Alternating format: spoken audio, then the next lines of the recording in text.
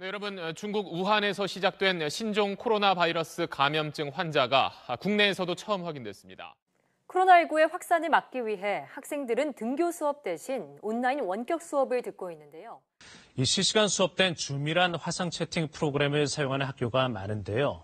줌 프로그램이 해킹당하는 사례가 잇따르고 있어 문제가 되고 있습니다. 이제는 일상이 되어버린 코로나. 비대면 원격 수업과 화상회의는 너무나도 당연한 것이 되었는데요. 한국에서 70~80%의 시장 점유율을 차지하는 줌. 줌이 중국의 프로그램이라는 거 알고 계셨나요? 천안 중국도 이제는 옛말. 미국과 나란히 IT 강자의 꿈을 꾸는 중국이죠. 화웨이, 텐센트, 샤오미 모두 다 한 번쯤은 들어보셨을 기업들일 텐데요. 셋의 공통점은 모두 선전이 고향이라는 점. 이번 영상에서 다룰 AI 교육 분야에서도 선전은 엄청난 두각을 드러내고 있습니다.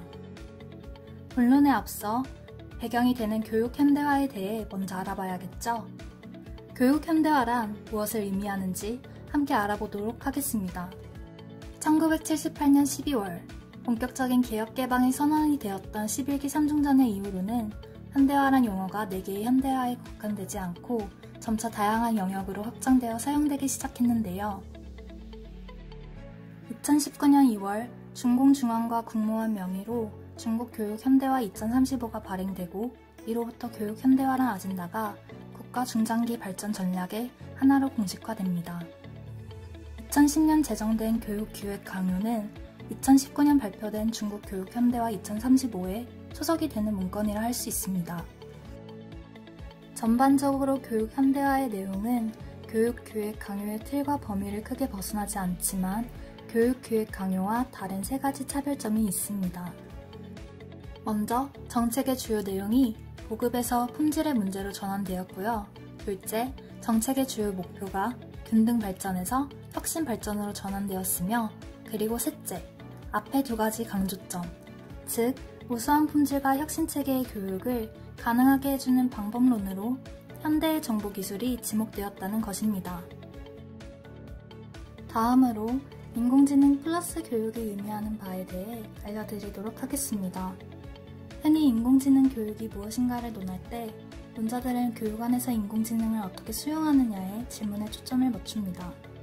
하지만 중국의 인공지능 플러스 교육 개념은 교육 안에서 인공지능을 어떻게 수용하느냐의 범위를 벗어나 인공지능으로 교육을 어떻게 변화시키느냐에 초점을 맞춥니다.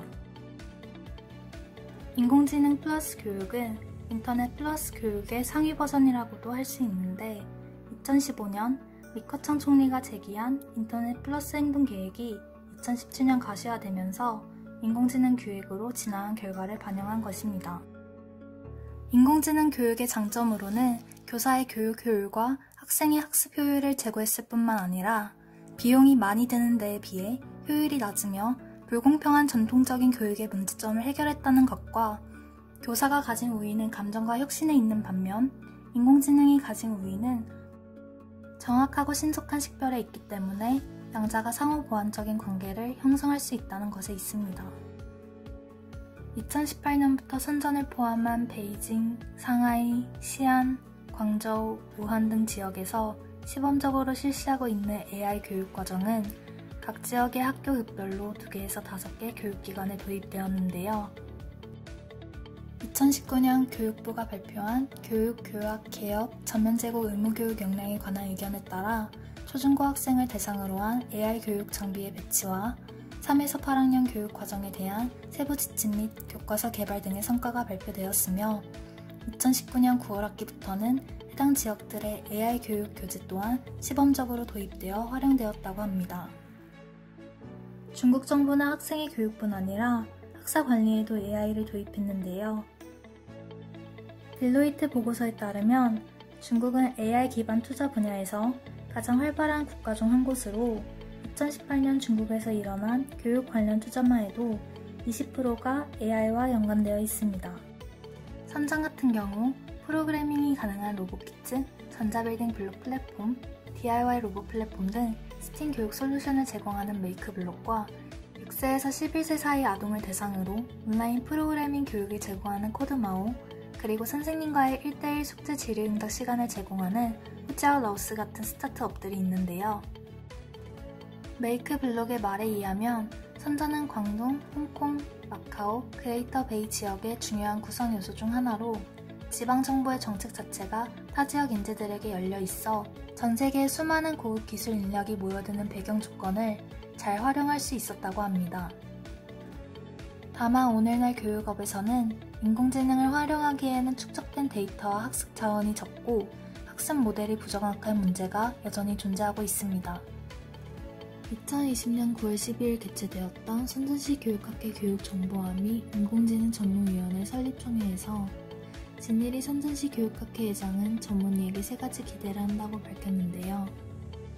첫째는 고급 기업 및 학술단체와의 활발한 교류를 통해 관련된 이론을 연구하여 스마트 교육의 발전 전략, 표준 규범 및 추진 경로를 찾아 전략 대책으로 삼는 것이고, 둘째는 산업계의 혁신적인 성과가 교육기술 제품 서비스로 제때 전환될 수 있도록 인공지능 교육의 인프라를 풍부하게 해 학교 운영 방식의 변화를 촉진하는 것이며, 셋째로는 인재를 모아 교육 관련 학자들의 학술 역량을 이끌어내는 것이라고 말하였습니다.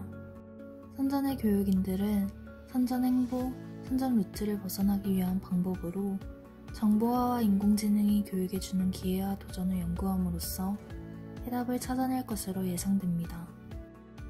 중국 정부는 통계 수치나 인프라로 표현된 성과들에 매달릴 수밖에 없는 관계로 오히려 개별 지역, 개별 학교 현장으로 들어가 교육 현대화의 변화가 어떤 양상, 어떤 효과로 나타나는지를 살필 필요가 있는데요. 정책이 곧 현실은 아니기에 여러 사람들의 의견과 함께 반드시 교육 현장에 대한 탐방조사가 필요하기 때문입니다. 중국은 우리나라의 사례와 기술을 바탕으로 스마트 교실을 설계해 학교 현장에 적용했는데요. 오히려 우리나라의 스마트 교실이 중국에 비해 발전이 더뎠던 것으로 알려졌습니다.